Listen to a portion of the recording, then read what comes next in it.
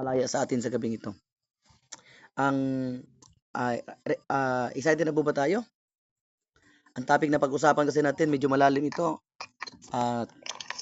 I pray na itong gabing ito na maunawaan nyo po at dahan-dahan kang lalago at may mabubuksan na ma-open yung spiritual eyes natin. Kasi ang topic na pag-usapan natin ngayon is all about sign that you have an assignment in deliverance ministry. So may mga sinyales. So ano yung mga sinyales na ang tao ay malakas? Ano yung sinyales na ang tao, no? Ibig sabihin pag may sinyales, pag nakakita ka na ng sinyales, no, kailangan mo na magpatuloy. Halimbawa, sign na papasa ka, sign na makakagraduate ka. So ibig sabihin, pag may sign na ikaw ay gagraduate, no, sign yun. No, tinutulak ka na ikaw ay magpapatuloy. Sign that you have an assignment in deliverance. No? May mga sign na ikaw ay tinatawag sa deliverance ministry. No, ano yung may mga sign talaga yan, may mga paalala or reminders. Kasi ang ministry kasi natin, deliverance ministry. And itong deliverance ministry, ito yung ministry ni Jesus. Because the ministry of Jesus is healing and deliverance ministry. Kasi bago siya nagpe-preach ng gospel, no? Vital, no? Isa sa vital na nangyayari sa panahon ni Jesus is yung healing and deliverance ministry. At yung healing is ginagamit ni Jesus bilang open door sa panampalataya at lalong mag-increase yung panampalataya ng bawat isa.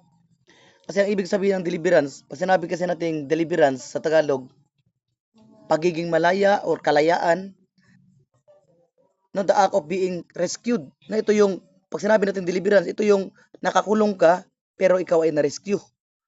No, para kang isa kang taong nahulog sa ilalim ng balon ba, na hindi makaakyat, pero nagpadala ang Panginoon ng rescuer. And set free or save from danger.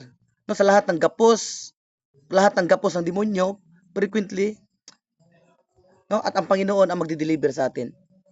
From spiritual oppression, sin, lahat ng takot, addiction, or demonic influence, no, lalaya tayo sa pangalan ni Jesus. And hindi tayo lumaya dahil sa tao na pinadala ng Diyos, but ginamit lamang sila para i-extend yung kapangyarihan ng ating Panginoon. Amen. At ito yung mga sign. May mga sign na ikaw ay tinatawag ng Panginoon sa deliverance ministry. So, ang deliverance ministry, ito yung ministry ni Jesus na pinagpapatuloy natin ngayon. Kasi kung hindi totoo yung mga milagro, no, siguro wala ng pastor ang pupunta sa mga magko-crusade. Kasi mapapahiya. Pero dahil ang Panginoon ayaw niya tayong mapahiya, at kung mapapahiya man tayo, ang Panginoon di mapapahiya. Kaya sabi dito sa Romans 10:11, ang sino mang sumampalataya, no, whoever's believe, ang sino mang sumampalataya sa Kanya ay hindi niya bibiguin, hindi mapapahiya. So, ito yung maganda sa Panginoon. Pag nag-promise siya, magpa-promise siya, no, may gagawin siya. So, ibig sabihin, kaya may mga pastor, may mga evangelist, nagko-crusade ng malayo. Bakit? Kasi alam nila ang Diyos ang kikilos. Alam nila, pag sila ay sumunod lang, imagine, halimbawa, may mga ministry na pupunta ng Vietnam, Singapore, para sa crusade. So, ibig sabihin, hindi biro yun. Malaking gastusin, malaking preparation. Kasi alam nila, ang Diyos ay totoo. At yung ministry itong ministry natin ngayon, ito yung pruweba that Jesus the same yesterday, today, and forever. Amen. So, ibig sabihin, kung ano ang nangyari noon, mangyayari ngayon. At to the point, ang nangyari ngayon, kaya nga sabi ni Jesus, ang pagbabalik ko, gaya sa kapanahunan ni Moses. Kaya nga sabi doon sa Ecclesiastes, ang nangyayari noon ay pwedeng mangyari ngayon. Kaya kung mapapansin mo, yung mga pananamit ng tao, kung mapapansin natin yung mga pananamit ng tao, dati yung malalaking pantalon, parang baduy. No, maalala na yung 2012, no, kadalasan piting na yung mga pantalon. Pagdating ng panahon natin ngayon, yung mga pantalon malalaki na.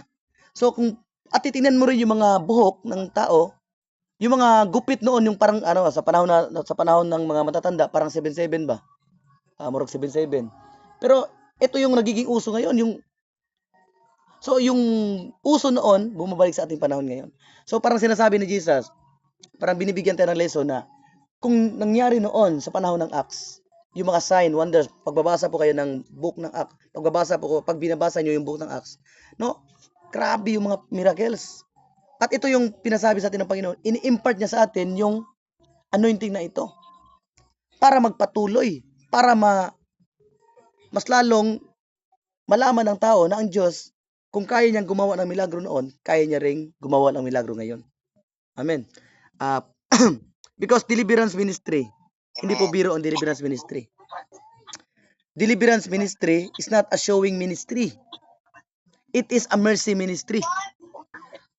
At lagi na po nating tatandaan, pag ikaw ay pumasok sa deliverance ministry, hindi po ito pasikat, hindi po ito para sabihin mas anointed ako sa iyo, hindi ito para sabihin mas magaling ka.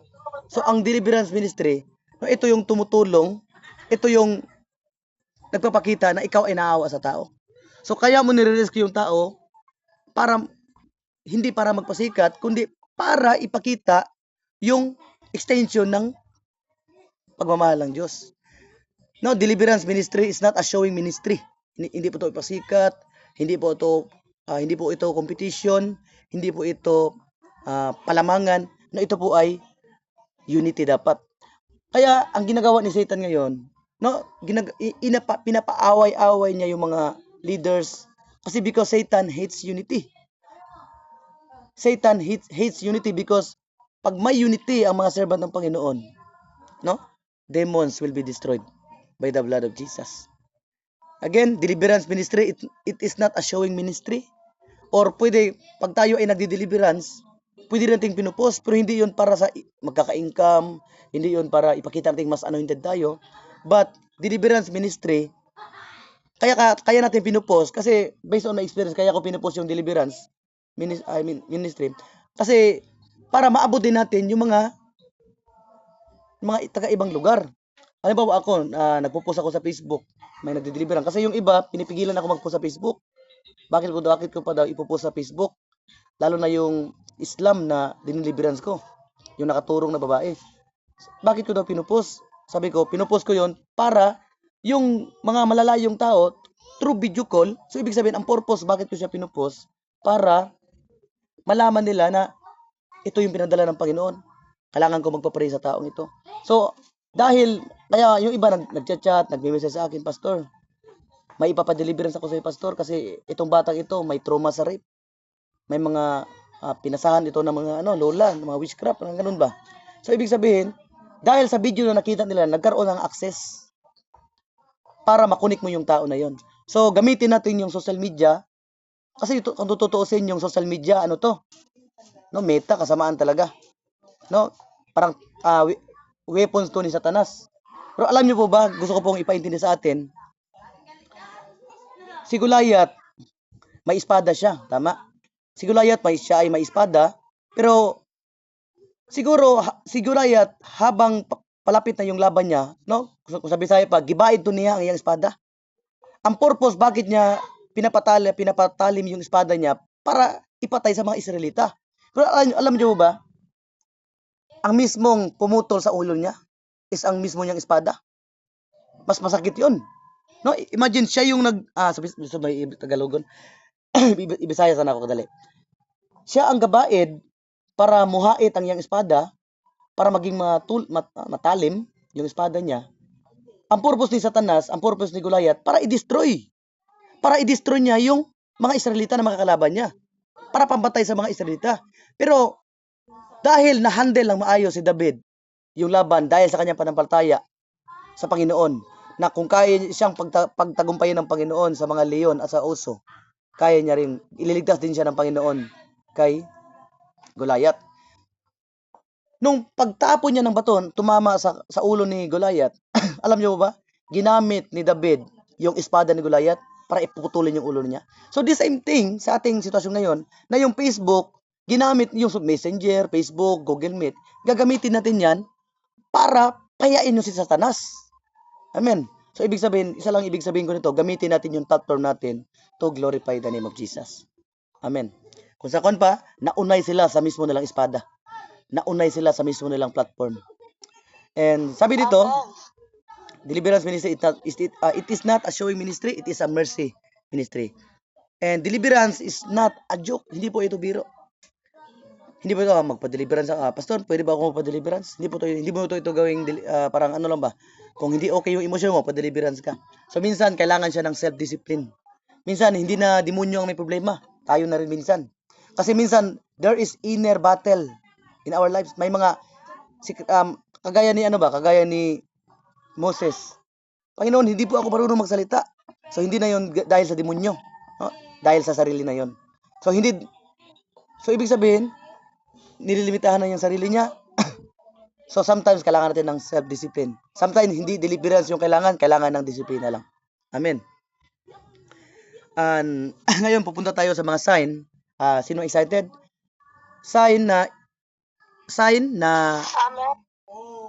ikaw ay may assignment sa deliverance. Pag sinabing assignment, ito yung hindi mo pa natatapos. Na kailangan, ibig sabihin, mission. So, pag sinabi ng teacher na, may assignment tayo, so ibig sabihin, ito yung kailangan mong gawin. No? Pag binigyan ka ng assignment, ibig sabihin, may tiwala siya sa'yo. Kasi hindi naman bibigyan ng assignment ang bibigyan ng assignment ng teacher is yung mga estudyante niya. So, ibig sabihin, may tiwala siya doon. At hindi niya bibigyan ng assignment is yung nakatambay sa labas. Ang bibigyan ng assignment ng teacher, yung nasa loob. So, ibig sabihin, pag ikaw ay enrolled, ikaw ay estudyante niya talaga, no, bibigyan ka ng assignment. Bakit? Hindi ka naman niya bibigyan ng assignment kung wala siyang believe sa'yo. No, hindi ka niya bibigyan ng assignment kung wala siyang nakitang potential sa'yo.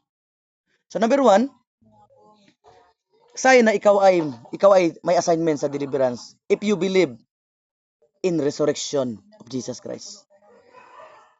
Isa sa sign na ikaw ay tinatawag sa deliverance pag ikaw ay naniniwala na si Jesus namatay at muling nabuhay. Isa to sa mga sign. Sabi dito sa Mark 16:16. Sa bandang huli, nagpakita rin si Jesus sa 11 apostol niya habang kumakain ang mga ito. Pinagsabihan niya ang mga ito dahil sa kawalan nila ng pananampalataya at sa katigasan ng kanilang puso. Dahil hindi sila naniwala sa mga nakakita sa kanya matapos na muli siyang nabuhay. Sa 14. Sa 16. At ito ang mga palatandaang makikita sa mga taong sumampalataya sa akin. Sa pamamagitan ng aking kapangyarihan, so ibig sabihin, through the power of the Holy Spirit, through the name of Jesus, magpapalaya sila ng masamang espiritu. Magsasalita sila ng iba't ibang wika.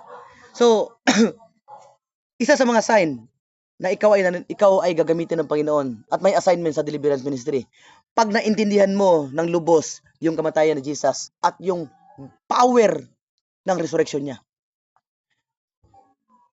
At Jesus, namatay siya ng 3 araw, namatay siya at sa 4th araw siya ay nabuhay.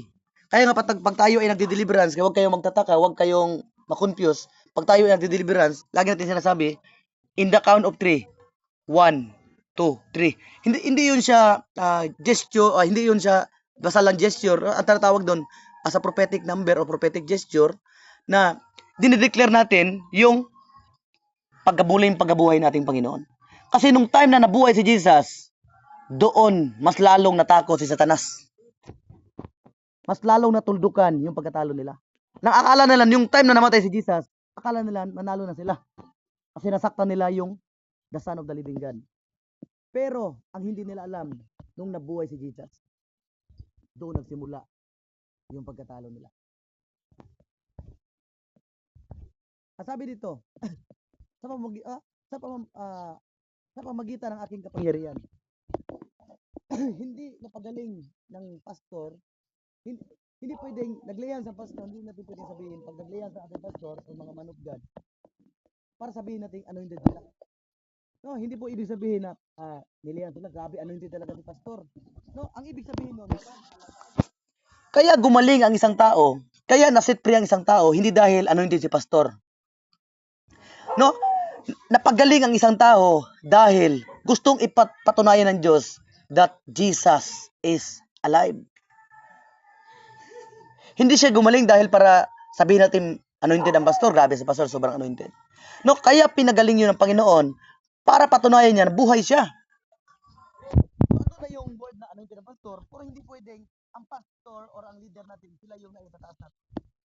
Yes, ano na yung anointed sila, lahat tayo. But ang purpose, bakit?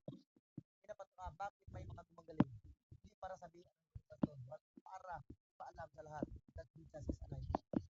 Amen. Jesus is alive.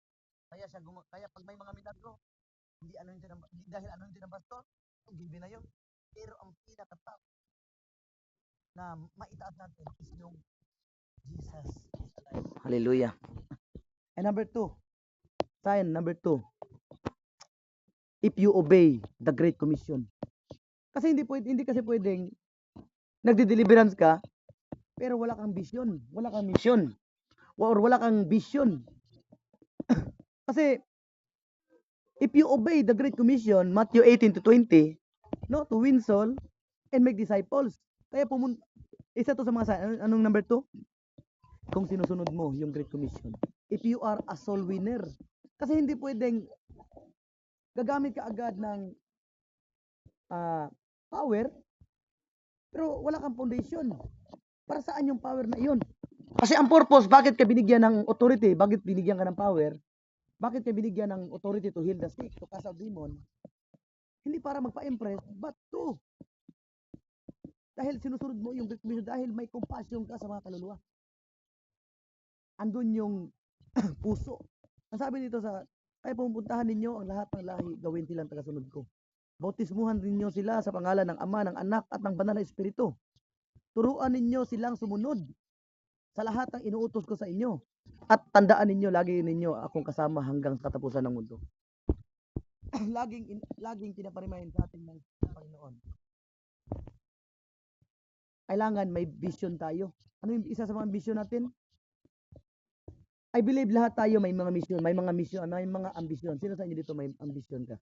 Na baka siguro yung iba sa atin dito, yung ambisyon mo gusto mong umaman, makapagtapos ng pag-aaral, yung isa sa ambisyon mo na magkaroon ng negosyo.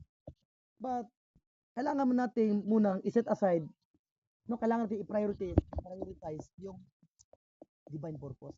Yes, purpose mong magtagumpay, purpose mong maging teacher o sundalo or maging matagumpay sa buhay. Pero wag nating hayaan yung divine purpose.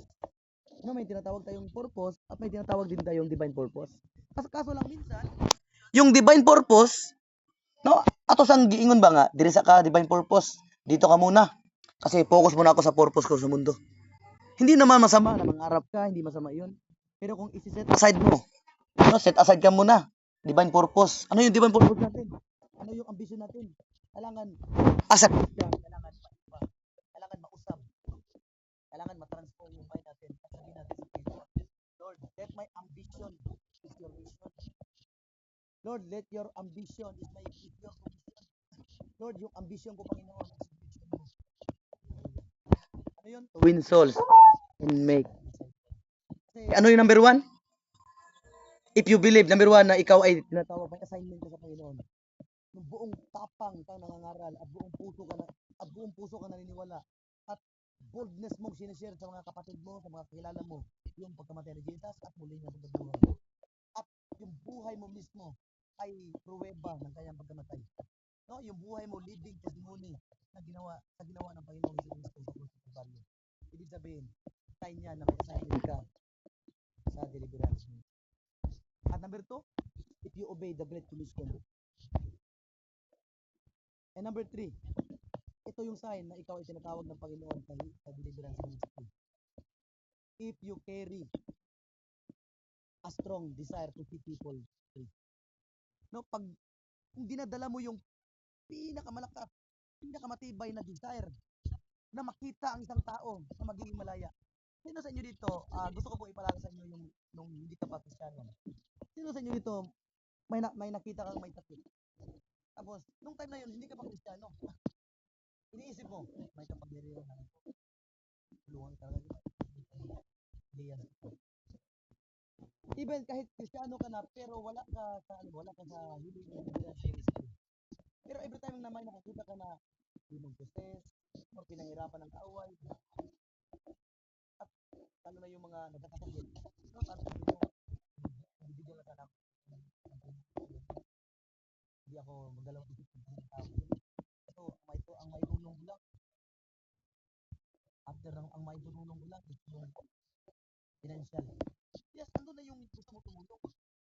Pero kung makitaan ka ng Panginoon, andun yung compassion niya. So, alam mo ba, pag ikaw ay nag-build the faith, ang isa sa mga sekreto para gumaling yung sakit. Number one, the name of Jesus. Tignan natin yung ginawa ni Jesus. By His stripes, we are already healed. At ito, yung pag may nagkakasakit, nararamdamin mo na parang sakit. Kasi iba kasi yung feeling pag ibang tao ang nagkasakit. Lang. Pero gustong i-impart sa atin i-impart sa atin ng Panginoon kasi na alam ko talaga yung mga man of God, yung mga ginagamit sa mga sasabihin mo. Yung puso nila, grabe yung compassion. Kaya nga, kahit anong oras, halimbawa, yung mga man of God, tatawagan mo yan. Pastor, pwede pa mag-video call, punta mo ko sa bahay. Punta ka agad. Pabiyahe ng malayo kasi bakit? Every time nga na magkakasakit, the way yung awa nila, parang pamilya. Sino sa inyo dito pagka may anak mo, iba yung burden na mararamdaman mo. Halimbawa, yung asawa mo, nanay mo, dala ng hospital, iba yung feeling. Andun yung grabe yung concern mo, grabe yung awa. Pero pag ibang tao, nagkasakit, normal lang. Pero gusto ng Panginoon, kung anong level ang awa na nararamdaman mo pag pamilya ang nagkasakit. Dapat ganun din yung level na awa na nararamdaman mo ng tao. Hindi pwede, dahil nanay ko to, dahil pamilya ko nagkasakit, normal lang, ganun yung awa ko. What if, isa-challenge tayo ng Panginoon sa gabing ito, na yung desire mo, na yung awa na meron ka, kung magkakasakit yung pamilya mo, ganun din yung awa mo sa ibang tao. Ganun. Dapat magkakaroon tayo ng carry a strong desire to see people. Makakita na tayo ng tao na makakalaya, dating addict, no, magiging dating ang hawak botelya, ngayon Biblia na. Hallelujah. No, masarap sa piling. Sabi dito sa Mateo 9:36, ganito kasi yung puso ni Jesus eh. Hallelujah. Sabi dito sa Mateo 9:36, nang makita ni Jesus ang napakaraming tao, naawa siya sa kanila. Dahil napakarami ng kanilang mga problema, pero wala man lang tumutulong sa kanila. Para silang mga tupang walang pastol. Alam nyo ba? Nang makita ni Jesus ang napakaraming tao, naawa siya sa kanila. Bago si Jesus nag-heal the sick, andun yung compassion. Baka isa sa mga rason bakit hindi gumagaling yung tao na pinagpupray natin, kasi andun given na yung name of Jesus, the power of the Holy Spirit. Ang problema lang, hindi maka-flow kasi walang nakikitang awa. Kasi the moment na ikaw ay naawa sa isang tao, no, nagpo-flow yung grace ng Panginoon. Nagpo-flow yung healing power sa isang tao. Kasi hindi kasi pwede nga nag-pray ka sa isang tao pero wala kang awa, hindi ka naawa. Nag-pray ka lang sa isang tao dahil nasabihan ka lang or napilitan ka. Kasi si Jesus kasi bago siya nag-demonstrate ng power, bago siya nang-heal, nag-ayog mga masakiton, na makita ni Jesus ang napakaraming tao, naawa muna siya sa kanila. Dahil napakarami ng kanilang problema pero wala man nang tumutulong sa kanila, para silang tupang walang pastol. Hallelujah. Healing the sick is not a performance. It is the heartbeat of Jesus. Kasi huwag natin gawing tradition yung pag-heal the sick. Sa maliyan sa long, kailangan kasi gusto mo makarating ang tubig, kaso lang may para. Hindi makaka-flow ang tubig. Ano na yung tubig? Na ituburan na spring. Kaso lang yung host na may lupa. So paano makaka-flow ngayon yung tubig kung wala tayong awa? So, ano yung number 3? Carry a strong people. Carry a strong desire to see na makita ang isang tao ay malaya. Ganun ang puso ni Jesus. At ganun yung ministry ng ating Panginoon. And number 4, say na ikaw ay may say na ikaw ay may assignment sa deliverance ministry. If you have personally experienced deliverance, Alam mo bakit? Pag may personal testimony ka na ikaw ay pinalaya ng Panginoon, no, sign yan na ikaw ay tinatawag ng Diyos. You are healed for a reason. Kung ikaw yung tao na nagkasakit ng cancer, may sakit noon, or sakit na walang kagalingan, pero pinagaling ng Diyos, ibig sabihin, sign yan na ikaw ay tinatawag ng Diyos sa deliverance. Ang purpose, bakit pinagaling ng Diyos ang isang tao? Dahil gusto niyang gamitin. Kaya nga, si Jesus, pag may pinapagaling siya na may sakit, sinasabi, yung lalaki, gusto niyang sumama. Na, kung maalala niyo yung story sa lalaki na may legion, yung espiritu na transfer sa baboy, naalala niyo yon? Naalala niyo po ba yon? Pagkatapos niya, maset free, ang lalaki, ang sabi ng lalaki, nung possessed na pinalaya ni Jesus, ang sabi niya, Panginoon, sasama ako sa inyo. Pero hindi siya pinasama ni Jesus. Sabi niya, umuwi ka sa inyo at sabihin mo ang ginawa ng Diyos sa iyo. So, ang purpose, bakit ka dineliver ang Panginoon? Sino sa inyo dito naranasan mo yung deliverance? Naranasan mo yung kagalingan. Na-experience mo yun. Heart ka? Sino gusto ko makita ang heart? Ito. Amen, amen. So, may sakit ka noon. Ang purpose, bakit ka pinagaling ng Diyos? Dahil gusto ka niyang gamitin. At wala ka namang makita dito sa mundo na pinaayos mo na hindi mo gamitin. O, halimbawa, sino sa inyo? Nalutod ka. O, na-junk. Bakit mo siya pinayos? Isa lang rason doon dahil may cellphone ka na sila. Pinadala sa ating yan. Ang purpose doon dahil gusto mo siyang gamitin sa purpose. So meaning, kaya tayo pinalaya ng Diyos, kaya tayo binago ng Diyos. So kung dati kang addict, ngayon hindi na, isa kung sign niya na tinatawag ka ng Diyos. Kasi yung buhay mo kasi dati, dati kang kriminal, o dati kang nakulong, o dati kang sign niya na ikaw ay pinalaya ng Diyos. No? Sign, ulit, sign na ikaw ay tinatawag ng Diyos. May assignment ka sa deliverance. If you have personal experience na deliverance. Personal testimony. Sabi dito sa Galatians 1:13, sabi ng isang Diyos. Alam naman niyo ang dati kong pamumuhay. Nasapi ako sa relihiyon ng mga Hudyo. Inuusig ko ng lubos ang iglesia ng Diyos at sinisikap ko ang patay ng mga manampalataya. So, parang sinasabi ng Apostol Paul, dati akong kriminal. Marami akong napatay. Tinago ako. Ibig sabihin, pag tinawag ka ng Diyos, pinagaling ka ng Diyos, tinago ka ng Diyos, ay yan, tinatawag ka ng Diyos. At ito, sa mga common, number 5, sign na tinatawag ka ng Diyos, number 5. People begin to manifest when you pray. Pag dinasalan mo isang tao, umiiyak, nag-react, no? Kasi marami ko din deliverance. Pag nag-pray mo tao, may iba natutod ka. Yung iba nga, ano pa, natutod pa. Yung iba, yung uban, nag-pray mo, natutod. Pinag-pray ko naman, hindi mo nasukay, hindi mo nag-react ko. Maraming akin mo na. So, pag pinag-pray mo ang isang tao, pag-tukan, wild, iba, ano lang, iyak lang ng iyak, hindi na makapagsalita. Iba, nahihintay, iba na kanang hindi ang mata, siga, tapos nag-wild. Yung iba, nasusuka. So, ibig sabihin, maraming iba, kanang dagal yung siguro, marami yung pawis, so may mga manifestation. So, hindi ibig sabihin, nag-pray ka, kasi marami naman akong pinag-pray ng mga adikto, mga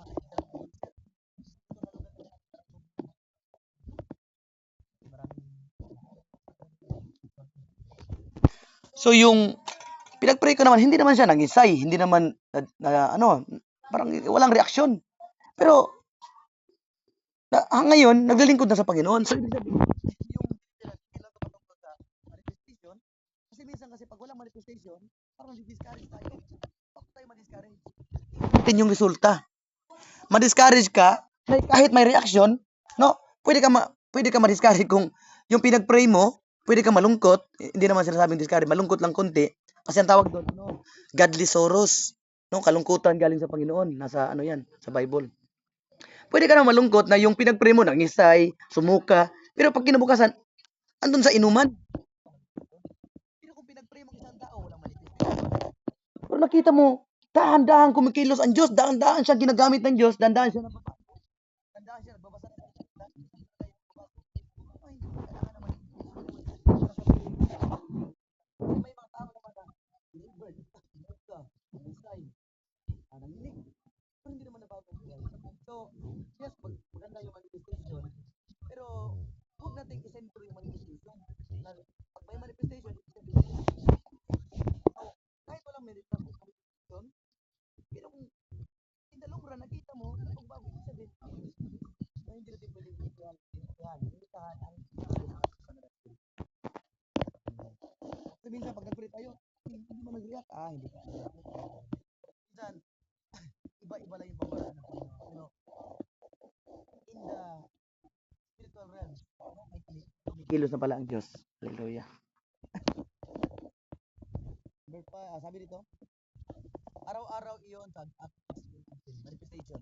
Araw-araw, iyon ang ginawa niya hanggang nainis si Pablo. Kaya hinarap niya ang babae at sinabi sa masamang espiritu sa kanya, sa pangalan ni Jesucristo, inutusan kitang lumabas sa kanya. At agad namang lumabas ang masamang espiritu. So, ibig sabihin, agad namang lumabas ang masamang espiritu. Hindi man sinabi dito na nangisay, sumuka. Basta ang sabi dito sa Bible, hindi, diba, kung maalala nyo yung story dito, yung babaeng pinagkikitaan ng mga witchcraft, may ahas.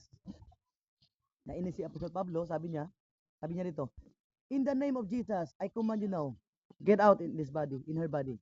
So, sabi dito, at agad namang lumabas ang masamang espiritu. Hindi naman nilagay na Apostol Paul dito na sumuka pa. So, ibig sabihin, pinapakita sa atin dito, kahit walang na yung manifestation, yes, maganda yung manifestation. Pero kung walang manifestation, huwag ka malungkot. Tingnan mo na lang yung resulta. Hallelujah. Amen, amen. Number 5, through dreams. Isa sa mga sign na tinatawag ka ng Diyos or may assignment ka ng Diyos. May assignment ka sa deliverance ministry. Through your dreams. Nangungusap. Sino sa inyo dito, ilang beses ka nang nanalangin, nagkasot ng demonyo? Hindi po biro ang panaginip na yan. Prophetic vision po iyan. Pwede ko ba makita? Mag-heart po kayo? Yung kung sino kayo. Sino yung naka-experience na naka-experience para may hinilihan ka, may pinagaling ka, or may kinasot kang demonyo. Lalo na yung mga nagkasot ng demon. Amen, amen. Marami. Hallelujah. No? Number 5, through your dreams. Kasi minsan, yung dreams kasi, parang, sa to, ganyan ka na bang, confirmation. Halimbawa, nalangin ka, tulog ka, tapos nagkasot ka na. Kasi ako, bago ako nakapagkasot ng demon, nagsimula sa dream. Doon ako nagsimula. Tapos tinaray ko, pag ikaw ay, kasi ganito kasi instruction ng Panginoon sa atin. Pag ikaw ay nanaginip ng prophetic vision, hindi yan aksidente. Pag ikaw ay nanaginip na ikaw ay nagkasot ng demon, sa inyan, hindi yan para ma-amaze ka lang, hindi yan para lagi mo siyang isipin or ma-amaze ka, matutuwa ka. Pag ikaw ay nanaginip ng mga ganong vision, prophetic vision, or nagkakasot ka ng demon, sa inyo, na gusto kang iprepara ng Diyos, pag ikaw ay nanaginip ng mga nagkasot ka ng demon, parang sinasabi ng Panginoon, mag-schedule ka ng prayer and fasting. Ay, hindi, nakuha niyo po yung point ko po. Pag ikaw ay nanaginip ikaw ay nagkasot ng demonyo, sign po iyon na gusto kang ipapasting ng Diyos. Hallelujah. Gusto kang i-prepare ng Diyos. So, gusto kang dalhin ng Diyos sa disyerto. Gusto kang dalhin ng Diyos sa wilderness. By prayer and fasting, nyo lang sila mapapalayas sa pangalan ni Jesus. So, ngayon, alam nyo na po, tandaan nyo po ito, pag ikaw ay nanaginip ikaw ay nagkakasot ng demon, naghidlasik, sign po yan na ikaw ay mag-pray ka sa Panginoon, manalangin ka, Lord, ilang araw po. And God will reveal you, ilang araw. Kasi Jesus, before siya nag-ministry, kasi every time na nanaginip ka ng ministry or nanaginip ka, nag-preach ka o nag-evangelize ka, sign yan na kailangan mong i-prepare yung sarili mo. Kasi kung hindi mo, kung inineglect mo lang yung vision na iyan, baka masayang yan. Baka yung mantle na natanggap mo sa dreams, baka i-transfer yan sa ibang servant. Sayang. So, every time na mananaginip ka ng ganun, prepare yourself. And always remember, prayer and fasting, it is not a punishment. It is an empowerment. Hindi ka nagfasting dahil gusto kang ipahamak ng Diyos. No, pinapasting ka ng Diyos dahil gusto kang i-empower ng Panginoon. Hallelujah. Prayer and fasting is not a punishment. It is an empowerment. Kaya sabi ni Job dito sa Job 33:15. Hallelujah. Thank you, Jesus. Paitan pa ma. Sabi dito, nagsasalita siya sa pamamagitan ng panaginip o pangitain habang ang tao'y natutulog ng mahimbing sa gabi. Job 33 verse 15. Nagsasalita ang Diyos sa pamamagitan ng panaginip o pangitain habang ang tao'y natutulog ng mahimbing sa gabi. Hallelujah. Alam niyo ba, ako as a pastor, gusto ko lang po i-share yung ginawa ng Panginoon sa ministry ko. Kasi binigyan ako ng Panginoon ng instruction na kailangan gabi yung prayer. Hindi ko naman sinasabi na paggabi, paggabi lang prayer. Sabi ng Bible, in all occasion, pray in the Spirit. Lahat ng pagkakataon, kahit naglalaba ka, nagdadrive ka ng motor, pray. Kahit kung nagtatanim ka, pray. Or kung gwardiya ka, nagjo-duty ka sa mall, pray in the Spirit. So, every time. Pero, may mga prayer, may mga panahon sa prayer, may mga prophetic hour na kailangan, as a deliverance minister, kailangan tayong, kasi ako, nag-covenant kasi ako sa Panginoon na every 12 midnight. Kasi kung, ang revelation kasi nito, kung papansin niyo po ba, iba yung essence, iba yung pamamaraan dito sa mundo pag 12 a.m. Kasi pag gabi, kung mapapansin nyo, pag umaga, maingay. Ito na lang para makakarelate tayo. Kung mapapansin nyo, bakit maganda manalangin gabi? Aside sa tahimik, may nangyayaring mas madali yung transaksyon. Example, sa umaga, traffic. Daytime. Paggabi, hindi. Mas napapadali yung transaksyon, mas napapadali yung biyahe paggabi. Nakuha niyo po yung pasabot. Nakuha niyo po yung ibig kong sabihin? Amen. Pag umaga ka, Amen, thank you Jesus. Pag umaga kasi, abala tayo. Marami kang gustong gawin, marami kang obligasyon umaga. Kasi pag gabi kasi, peaceful yung isipan mo. Ang iniisip mo sa gabi, kung ano na yung magpapahinga ka, at sa gabi kasi, kung mapapansin mo yung traffic light, no? Tuloy-tuloy. At kung babiyahe ka ng gabi, mas madali kang makarating. So, ibig sabihin, may nangyayaring fast transaction. Mas mapapadaling, mas madaling, mas powerful. Kasi alam nyo ba, ang napapansin ko dito, pag ikaw ay laging nanalangin sa gabi, powerful. Prophetic hour. Kasi kahit ang witchcraft, kasi sa amin dito maraming witchcraft, may nakilala akong witchcraft, mga dating witchcraft. Ang oras ng kanilang prayer time, 12:00. Dahil alam nila yan yung oras na tulog sila. Tulog ang mga tao. At yan yung oras na sila ay parang nagpapagasolina ba. Kung sa biyahe pa, dadaan ka muna ng gasoline station, parang yun yung, kahit even yung mga witchcraft, nagpipray talaga yan, faithful yan sa prayer nila. Pero bakit tayo mga Kristiyano, hindi tayo faithful sa ating panalangin? No, yung mga witchcraft, alam nyo ba, daig pa tayo sa mga prayer nila. Pero as a Christian, hindi tayo pwedeng hindi pwedeng kita mga Kristiyano nga mapildi ta sa ilang pagampo. Imagine yung mga witchcraft na nalangin yan ng 2 oras. Consistent, araw-araw yan. Gumagawa ng ritual. Bakit nila ginagawa yun? Kasi alam kasi ng mga witchcraft, mga witches, na kung hindi nila gagawin iyon, kung dauto nila ang sa katao, pag ikukulamin nila ang isang tao, hindi effective. So, even yung darkness, gumagawa sila ng faithful sila sa prayer time, prayer life. Kasi kung hindi sila faithful, walang power yung mga atake nila. Pero bakit tayo mga Kristiyano, tayo mga leaders, pastors, or evangelist, or teacher, pagdating sa prayer, tamad tayo. Si Satan, yung mga kampo ni Satanas, hindi tamad manalangin. Faithful sa mga ritual, sa orasyon, no? Faithful sa covenant ni Satanas. Pero tayo mga Kristiyano, hindi tayo faithful. Hallelujah. Huwag nating hayaan, Family of the Living God, na pildiyon das demonyo. Kung mapansin nyo, pagkatapos na manalangin, 2 a.m. Kasi may nag-reveal sa akin yan. Kasi yung niya, yung pamilya niya, witcher. Ang sabi niya, 2 a.m., yan yung mga panahon, atake sila. Full charge na. Kasi nanalangin yan simula alas 12 ng madaling araw hanggang alas 2. Pagka alas 2, doon na sila gagawa ng atake.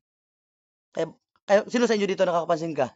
Pag alas 2, may mga, yung iba sa inyo siguro dito, binangungot ka pa ng alas 2, alas 3. At ang maganda sa Panginoon, huwag nating, kaya sabi ng Bible, kung mangungusap sa inyo ang Banal na Espiritu, huwag mong i-neglect.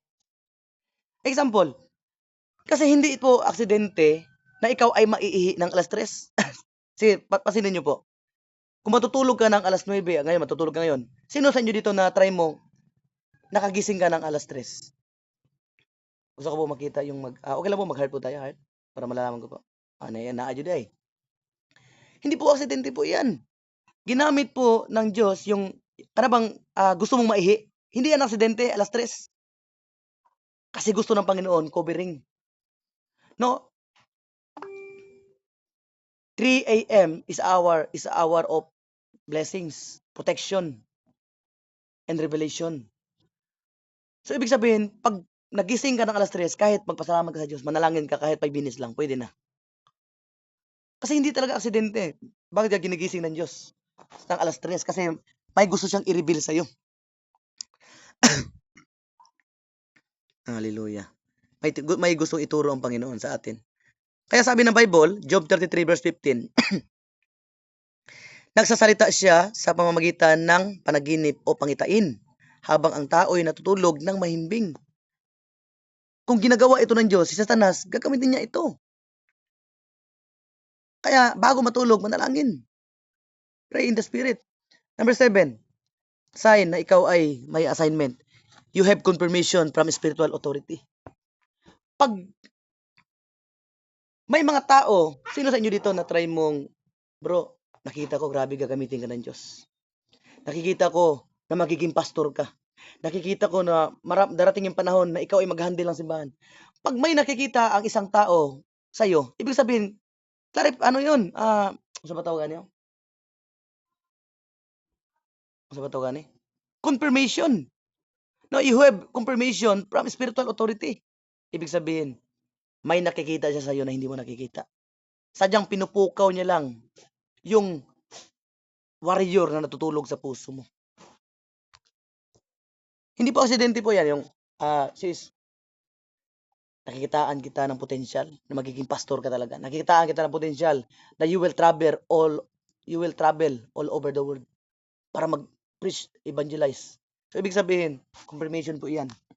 Galing po yan sa Panginoon. And number 8, last, you carry deep sense authority. So, ito yung, dito na yung papasok yung discernment. No, you are carrying deep sense spiritual authority. Yung madali ka nang nakakapansin sa atake ng kaaway. Halimbawa, sinisigawan ka ng nanay mo, sinisigawan ka ng asawa mo, inaway ka ng, sasabihin mo, si Satanas ito. Inaatake lang ako ng Satanas kasi may mission.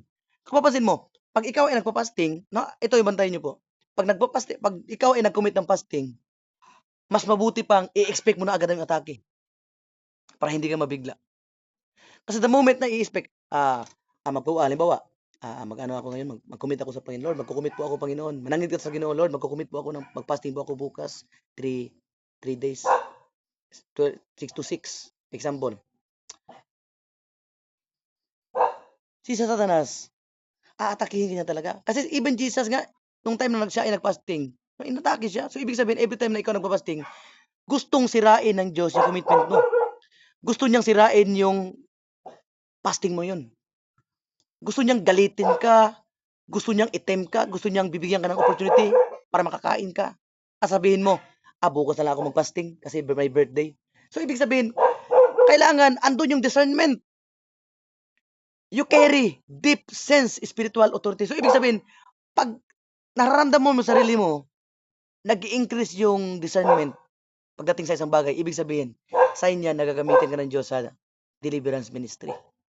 Kasi sa deliverance ministry, importante yung discernment. No? Kaya yan ang isa sa gift of the Holy Spirit. 9 gifts. Isa sa 9 gifts. Bakit? Kasi sabi ng Bible, test every spirit. Kasi may mga spirit na akala mo, galing sa Diyos, pero hindi pala. Sabi sa Bible, yet to all who did receive Him, to those who believe in His name, He gave the right become a children of God.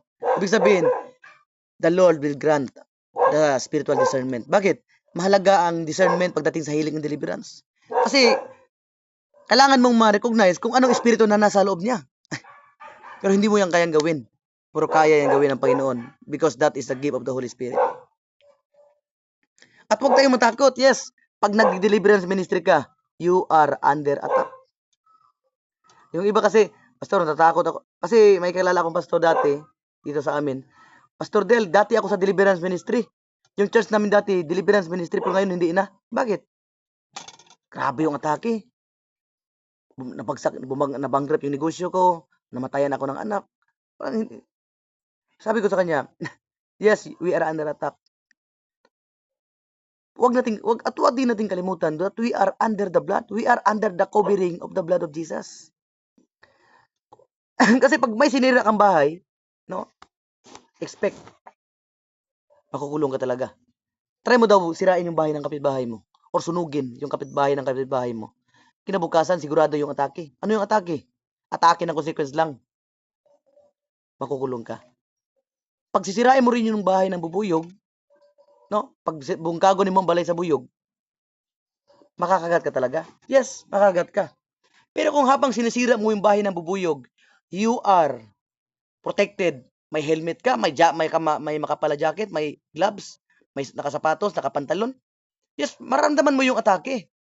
Makikita mo yung atake, pero hindi ka naman mapupuruhan. Amen. You are under attack, but you are under the blood of Jesus. Because sabi dito, greater is He that who is in us. Greater is He that is in me, that He is in the world. God is greater than giant sa ating mga buhay. Mas malakas siya. Greater is He that is in me. Mas malakas ang Diyos, mas malaki ang Diyos na ngayon nasa puso ko. Hallelujah. And dito ako sa conclusion, deliverance without discipleship is like albularyo. Yes, andun na lahat. Nagdi-deliverance ka. Pero kung hindi natin ma-discipleship ang tao, no? Dapat andun yung mindset natin, yung nasa puso natin. Pag na-deliver ng isang tao, kailangan natin i-disciple. Kailangan natin i-journey. Kailangan natin i-equip. Bakit? Kung hindi kasi ma-equip yan, no? Masasaktan ka lang. Bakit? Mas magiging worse ang buhay nila. Deliverance without discipleship is dangerous. Deliverance without decision making is very dangerous. Hallelujah. Kasi sabi dito sa Luke 11:26, aalis siya at tatawag ng 7 pang espiritu ng mas masama kaysa sa kanya. Papasok sila sa taong iyon at doon maninirahan. Kaya lalo pang sasama ang kalagayan ng taong iyon kaysa sa dati. Kasi kung i-deliverance mo yung tao, i-heal mo yung isang tao, pero hindi mo siya dinisire na maalagaan, no? May pananagutan tayo sa Panginoon. Pero na lang kung bagbatigas siya. Pero kung tayo yung pabaya, may pananagutan tayo sa Diyos. Iba kasi yung ginawa mo na lahat, dinisciple mo siya, pero siya pa rin, nawala pa rin siya dahil sa mga kamutong bagay, wala tayong panagutan sa Panginoon. Pero kung ginawa natin, nilayans lang isang tao, tapos pabayaan lang, hindi natin dinanas sa simbahan, may panagutan para tayo sa Panginoon. Because deliverance ministry is not a joke. Satan is roaring like a roaring lion. Manalangin tayo sa Panginoon. I hope may natutunan po tayo sa bawat isa. Lord, Heavenly Father, yuko natin ating mga ulo. Lord, maraming salamat sa impartation sa gabing ito. Gaya ni Apostol Peter, sa panahon siya ay nagsasalita, ang tao ay napuspos ng banal na espiritu. Lord, I declare it, nahitabo na karon Ginoo sa pangalan ni Jesus. And Lord, we believe, maraming salamat sa mga sign na binigay mo sa amin, Panginoon, that deliverance is not a showing ministry. It is a mercy ministry. Bago kami magdi-deliver ng tao through your name, kailangan naming maawa muna, gaya sa ginawa ni Jesus. And Lord, maraming salamat that you remind us that deliverance ministry is not a joke. Hindi po ito biro. Kailangan namin ng disiplina, Panginoon, pagdating sa deliverance ministry. Kailangan namin mamuhay ng tama. Andun yung sense, spiritual discernment, na kailangan namin mamuhay ng holy life. And maraming salamat sa mga sign, Panginoon, na kailangan, pag kami ay naniniwala na ikaw ay namatay at muling nabuhay sa 3 araw, at sa mga sign mo na kami ay tinatawag mo kami sa, may assignment kami sa deliverance. Kung sinusunod namin yung Great Commission, kami ay nagwi-win souls. Kami ay nagre-reach ng souls. May compassion sa mga lost souls. At kami ay may carry. At kami ay may strong. At may desire na makita ang isang tao maging malaya. At pinasa mo sa amin na kami mismo, Panginoon, kung may encounter kami, may personal encounter kami. Kung kami ay may mga personal encounter sa deliverance, ibig sabihin, tinatawag mo kami sa deliverance ministry. At kung may transformation ng aming mga buhay, kami ay tinatawag mo sa deliverance ministry. Maraming salamat sa gabing ito, Panginoon, dahil sa panaginip, ikaw ay nangungusap. Lord, hindi namin hayaan na maobritikan mi, Ginoo. Mas prayerful pa ang mga satanista. Mas prayerful pa ang mga, hindi namin hayaan na mas magiging prayerful pa ang mga kampo ni Satanas, mga witcher. Lord, isang malaking insulto sa mga Kristiyano, Panginoon, sa aming mga Kristiyano, na ang mga kampo ni Satanas, mga witchcraft, sorcerer, lahat ng mga demonic influences, mas faithful sa prayer nila sa demonyo. Kami, 10 minutes, 15 minutes, pagod na sa prayer. Dahil alam mismo ng mga satanistang iyon, mga witchcraft, na kung hindi sila prayerful, wala silang power. Lord, hindi kami papayag, Panginoon, na mas faithful sila sa prayer nila pagdating sa prayer. Lord, hihigitan namin sila, Panginoon. Paano namin sila madidestroy kung kulang kami sa pananampalataya? At maraming salamat, Panginoon, ni-remind mo kami every time na papagitaan mo kami ng vision na kami ay naglilians ng mga may sakit, nagkakasout ng devils.